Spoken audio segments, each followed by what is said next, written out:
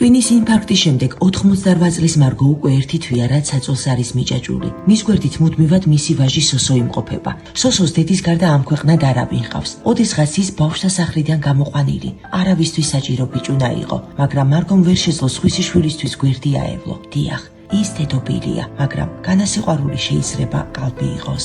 მან სოსო მარტომ გაზარდა, ბუღალტრად მუშაობდა. თითოეულ კაპიკს ზოგავდა, ოღონდ კი მისი ბიჭუნა დანაყრებული, ჩაცმული და ბედნიერი ყოფილიყო. სოსოსაც სჭირდება ექიმები და მედიკამენტები. მან ნაღვლის ბუშტის ამოკვეთის ოპერაცია გადაიტანა, მაგრამ დიდი ხანია საკუთარ თავზე ფიქრ შეეშვა, როცა დედა სიცოცხლისთვის იბრძვის, საკუთარი ტკივილი უმნიშვნელოდ გეჩვენება. ისინი მხოლოდ მარგოს პენსიით ცხოვრობენ. ეს თანხა კატასტროფულად არ ყოფდით. საჭიროა მედიკამენტები, საჭიროა პამპერსები, საჭიროა საკვები პროდუქტები. მეგობრებო, განა შეიძლება ეს ადამიანი ამ უბედურებასთან მარტო დავტოვოთ. დღეს უფალმა ამ ოჯახთან შემთხვევით არ მოგვიყვანა. შესაძლოა სწორედ ჩვენი მეშვეობით სურს პასუხოს სოსოს ლოცვას.